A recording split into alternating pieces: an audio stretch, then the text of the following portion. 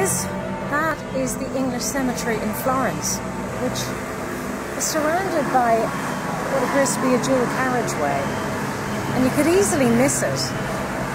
But a year ago, today, I came to Florence for the very first time. And from the moment I arrived, people kept coming up to me and saying, oh, you should really check out the English cemetery. I mean, a chef would come up from the kitchen and said, oh, welcome to Florence, and what have you seen? Yeah, but you really should check out the English cemetery. The tour guide said, the one thing I regret not showing you is the English cemetery. I'm Lisa Dwan, and I've been performing the works of Samuel Beckett for over 12, 15 years now. And it's a very strange thing to say to people what you do for a living. Well, I stand on a platform 8 foot above the stage, and I tie my head into this head harness, and I speak at the speed of thought. Out!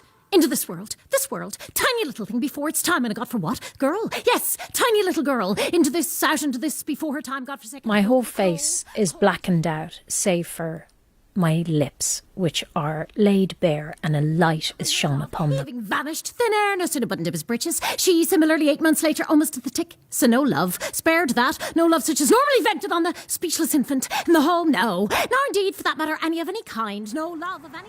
But I said to the concierge, okay, can I go tomorrow? And he said, well, actually, it's closed.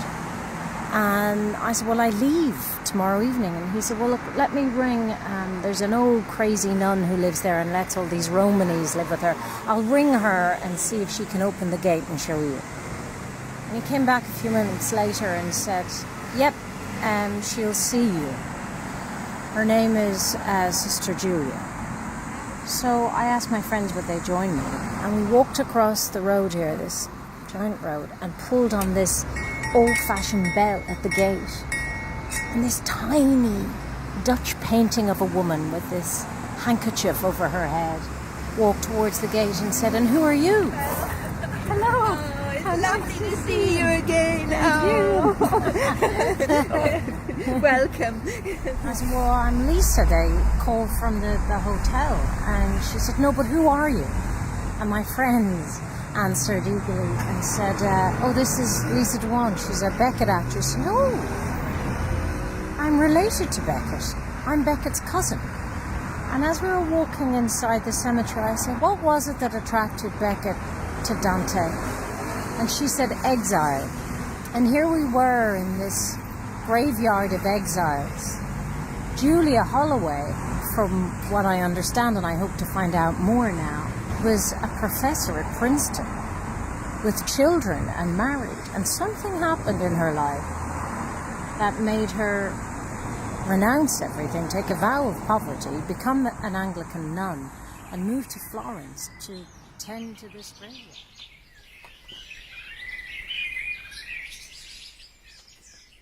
To be a blonde, blue-eyed woman in her 20s before society picks you up and spits you out and puts you into various different boxes, the type of roles you're given. You know, these days as a woman you're expected to say less, be less, move less, think less, express less, eat less. Oh, there's so many words that are purely for misogynistic purposes. From feisty to frosty, hysterical, she's a one, shrill, all our very own sentences, terms of expulsion. I've had it my entire life. The problem with you, Lisa, is you don't look how you sound. The thing is you're too much of a thoroughbred. The thing is you're not pretty enough, or you're too pretty, or you're too small, or you're too tall, or you're too fat, or you're too... Beck blows all of that out of the water. The limitations on identity. When you get to play consciousness itself and commune with all the dead voices. Beckett's women are much more than female characters. They're more elemental than that. To be liberated from your own body and be offered instead the most enormous landscape ever imagined, where I get to play a stream of consciousness, not even a stream, a cacophony of sounds, a continent of voices, consciousness itself. It's that vast. all of Beckett's creatures. They're not characters, they're slices of the universe.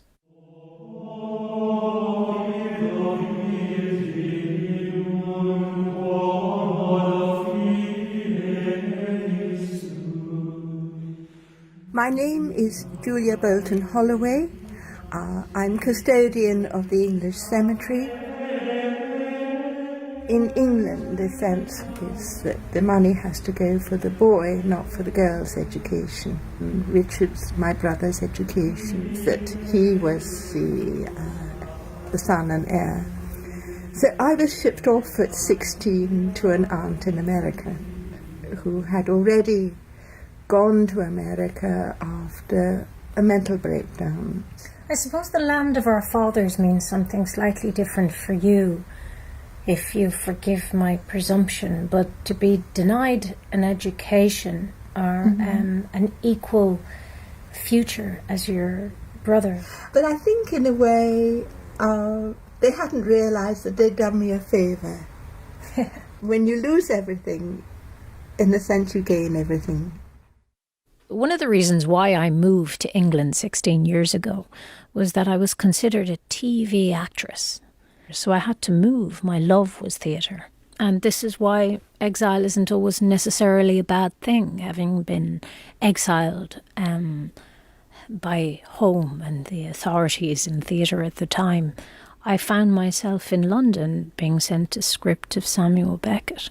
And the deeper I go, the greater the riches. Can we go back a bit? Yes. So you were what age when you met your husband? I met him at 17 and married him when I was 20. It was more that my aunt wanted me to marry. Really? Yes, and I was still under the age of consent, so I was having to be obedient. That's right, yes. And what year are we talking? This is 1953, 1957. Wow. You know, the full skirts and very feminine and so on and so forth. But even though you'd been to a convent school, you didn't have a calling for the convent at that point, I did. you? Oh, you did? I mean, I had wanted to go back to England and actually teach in my convent school, but I would have still been at 22 young. And to see this woman in a self-imposed exile, looking after all the dead exiles outside the walls of Florence and devoting her life's work to supporting and educating the disenfranchised, the exiles of Florence, the Romani people, the exiles of Europe, really. It really struck me, and I knew I needed to come back and ask some more questions. I always knew that Dante was Beckett's muse, but to go beyond that and realise that his muse's muse was exile.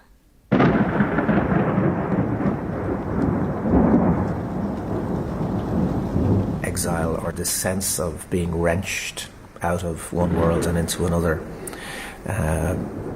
Obviously for Dante it's enormously traumatic, you know, for the citizen of the city-state to be expelled from that city-state has, you know, almost a kind of Garden of Eden feel to it.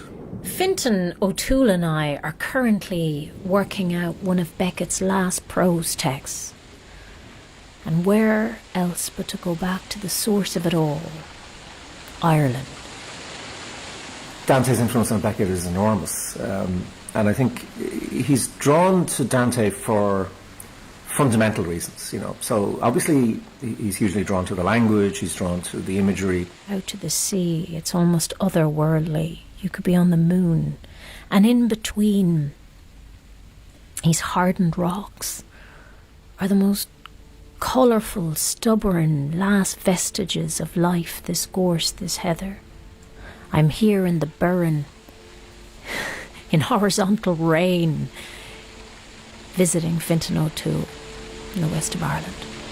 I think what's very specific about Dante for Beckett is that it's a way of writing about the dead.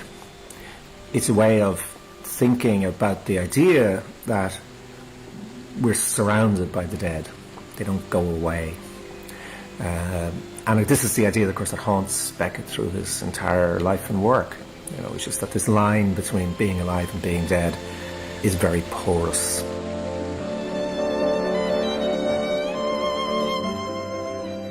Dante places himself at the centre. You know, it's his vision. He's being guided through this. He's seeing these things. Becomes our guide into the underworld. And Beckett, oddly enough, does the same thing. And we don't tend to think about Beckett in terms of that sort of intensely personal position that he places himself in as our medium through which we travel into these. You certainly do when you're a performer of his. And I think that's the most persuasive thing about performing Beckett. Is you really do feel that you're being guided through a passage into a mystical other world. I mean, it's fascinating you should say that, because then, of course, you become the medium for us, you know. So, and it's a sort of much more liberating and intelligent and sophisticated version of a seance that you're involved in, you know, because you are trying to, you know, to get in touch with the dead. So maybe like Dante is a medium for him, Virgil is a medium for Dante, you know, Beckett's a medium for you, you're a medium for us, you know. There's this sense that we really are in touch with the dead. Even when he was, you know, taking on themes of the aftermath of the Second World War, it was always on a deep level his pain, his real raw wounds of not being seen, of not being understood. In this book, which is where Dante is just about crucified, 3 times he's condemned to exile and death. This was kept in the Bargello, which was the great prison. So we have in Julia's lap a giant book with a big nail nailed into the centre of it. What is this book? This is a facsimile, a copy, which my Roma made. But we went into the archives to look at the original one. A history of everyone who is exiled from Florence at that time. And we find Dante Alighieri's name here and why he was exiled from Florence. Needless to say, that nail, that wound, he transformed that wound into work. And he creates an interior world and a sense of justice. Dante is not only exiled and condemned to death. Medieval exile was also excommunication. You were outside of the sacraments of the church as well. It's a text for pilgrims. And he's writing the gospel. Nel mezzo del cammin di nostra vita. Is in the beginning was the word. He is bringing it up to date to his Italy in 1300. So what did Dante do for language then? Had anything so basic been written like that? He deliberately chose to write in the Vulgate so that women and children would understand him. 28 marzo 1300, lunedì di Pasqua. Dante e Virgilio sulla spiaggia dell'isola del Purgatorio vedono una nave. Il Salmo 113, in exitu Israel degi. And it was because of Dante's exile we have the Divine Comedy. It was because of the Divine Comedy we have not just a brilliant modernist, which he was, before he really grew into the Beckett we have today, but he grew into that Beckett we have today because of the inspiration from Dante. This is my copy now of the Divine Comedy of Dante, but it was actually the copy my father borrowed from Hastings Public Library when he was planning on going into exile to Italy. And then when I came to stay with him with my first child, I'm afraid I took it from him in order to study Dante. I've now had it rebound beautifully in leather, and in my will it will be given back to Hastings Public Library. Go back again where you heard the voice of feminism. We haven't quite touched on that in the comedy. That's where he leaves behind Virgil, and you get Beatrice. She is the true teacher. He is philosophy, she is theology. But during my marriage I could very rarely talk about what I was even able to read, and certainly couldn't buy books. And So it was only when you left your marriage that you pursued academia? that's right. We women tended to internalise the contempt that men have for us. And I then went back to join my convent, where I had gone to school over there. It is a liberation, the creation of the interior castle of a work of art. In a sense, it's self-therapy. Beckett did a sort of mental thuggy, where he would create these scenarios, some of the greatest wounds of not being seen or not being understood, where he would throttle the dead in his head. Others, all the others, such love he got, God knows why. Pitying love. None to touch it. And look at him now, throttling the dead in his head. All the dead voices, that famous line from Waiting for Godot is in a way, if you wanted to just sum up what Beckett's about, it's about hearing those dead voices and being unable to stop hearing them.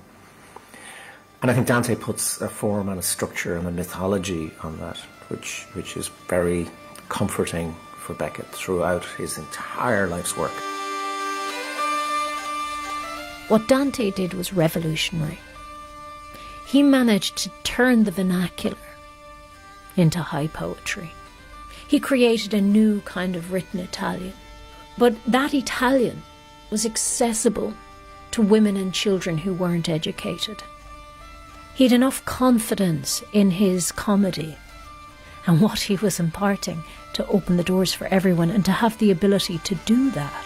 What I love about the relationship and the way that Beckett uses Dante is he often has opened up Dante, even for Italians.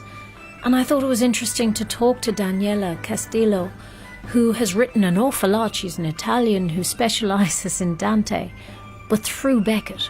Well, for Beckett, I think it's crucial to understand also the linguistic exile, the whole idea of writing in a different language in order to then be able to go back to your language without being crushed by your heritage.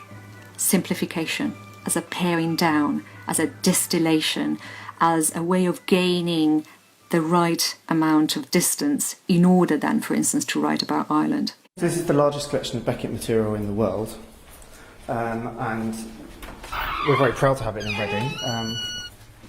So I'm Guy Baxter, so I'm the University Archivist here at the University of Reading. Okay, footfalls. Some lights on. But he goes another step further, which also Dante was doing, working towards a kind of musicality, like a real true poetry. So Beckett's work is almost like a score. You look at the first draft of Footfalls, for example, and it's actually written on a stave of music. There are 5 lines, and then along it, he's written numbers across the top, 1, 2, 3, 4, 5, 6. 7. He does write for the marginalised. He does write for the crones. He does dust off the gems in the dark. I was rehearsing Not I after I got the part. And I was rehearsing in a park to kind of develop my sensory connections with this very difficult one-woman monologue. Not think of any note till coming up to 60 when... What? 70? Good God. Coming up to 70, wandering in a field, looking aimlessly for cowslips to make a ball. You're blindfolded, you can't move, your arms are in brackets, your head is in a vice. All you have is this monologue you're trying to recall at the speed of thought. And so to develop these things that might root you and help you, I would feel the grass in Croker's Acres, or that April morning, feel the sunlight on my face.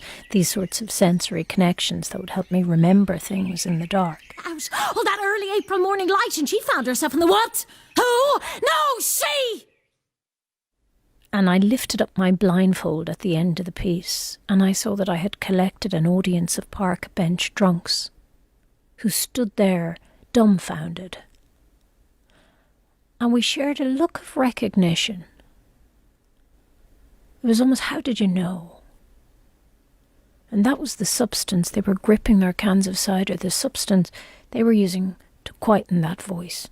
This voice in our head, this tormentor.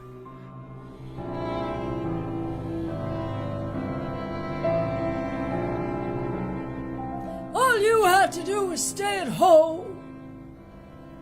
Home. They wanted me to go home. I think what Beckett and the great kind of European traditions that he represents, or why they're so important to us, is that they remind us that a sense of being banished from Eden, is really deeply part of our lives as people. Even if you never go beyond your own village, just by being human, you have this deep sense that there's some notional paradise out of which we have been booted. Masses of people live in exile, they live somewhere that they were not born or brought up in. What would you both like to do if you got to Europe? Continue our study. Study? If I reach in England, I will feel better. But even if I reach to Europe, I will not feel comfortable, because my goal is England. Abu Muhammad says he wept when he saw what the soldiers had done. He'd had to wait for 2 days for the troops to pull back before he dared to venture home. That's when he saw the still smouldering remnants of what had been his life. I had 500 books, English novels and plays, American poetry, and all of them are gone. Also, I have a background like English. I studied drama, Shakespeare, Samuel Beckett. Samuel Beckett too? Samuel Beckett, Waiting for Godot. We are waiting for nothing now. He wanted my interpretation. What did I think the enigmatic, absurdist drama really meant? What does it mean to you? I asked. Abu Muhammad smiled. Hope, he said. I believe Godot is hope. Is your situation like Waiting for Godot? Exactly. The two of you? Exactly. We are waiting for nothing. Like Godot, the smuggler never came, but they tell me they'll wait again tonight. And Beckett, said of Ireland, I would rather be in France at war than in Ireland at peace. And anytime you try and grasp what you think you have, i.e. a nationality, an idea, a family, it all falls apart. These ideas of ourself. Hello? All we have is that moment and that breath. Hello? الو ايوه احمد تنجي تمشي دنجي تدبسما دنجي مدبسيا ايوه تنجي تسمع احمد شتوي تمام تنجي. The last time I met him, he told me, I want people in Syria to carry a pen, not a sword.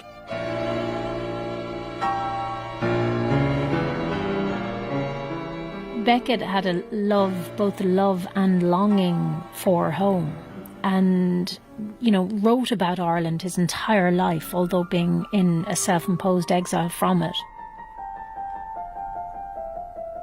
I'm glad you stopped being crucified as the mouth. Well, I have to say that was very liberating, exile as a form of liberation. Mm-hmm. Having your body removed as a woman is an extraordinary thing, and it's a gift. And to find my inner castle through the world of Beckett, and that language has been a very liberating process. To remove the shackles of preconceptions of the blonde actress. As a kind of performer of Beckett's work, we also drop those conventions too. The journey, again, and you are that passenger on the journey. Right. And you take the audience with you going through that. So the work I'm doing at the moment, and the work where Beckett has taken me, is back to the unnameable, where it's almost like the long hand of Not I. And I'm adapting some of his prose texts, and I'm calling it Nose Knife. And the title comes from a line in the text where the speaker challenges the essence of her problem. The screaming silence of Nose Knife in Yes's wound. And offers, in true defiance of her tormentors and oppressors in her head, a new no to cancel all the others.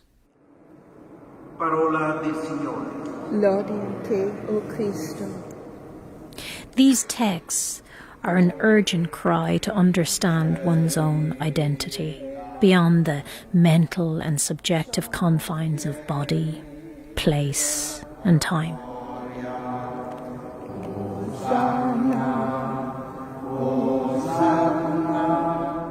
Not only has Julia dedicated her life to the work of Dante, has published some extraordinary books, she's also educated generations of Romani families, homeschooled in her one-roomed abode, and tended to the graves of many exiles in the English cemetery in Florence.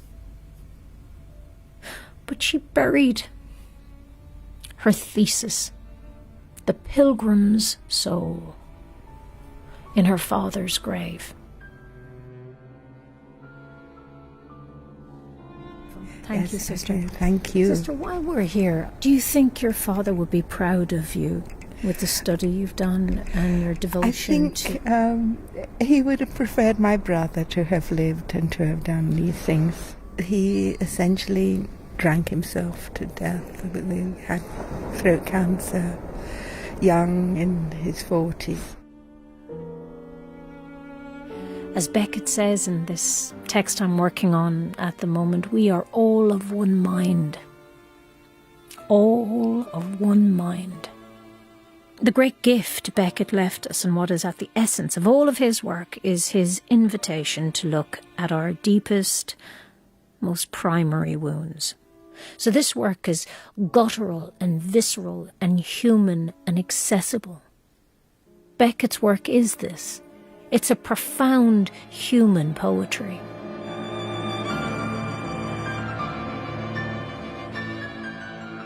And no matter how much we dress our lives, our frailty and ourselves up, tie ourselves to football teams, to clubs, to companies, families, nations, deep down we all know where we're headed. And we're all going down alone.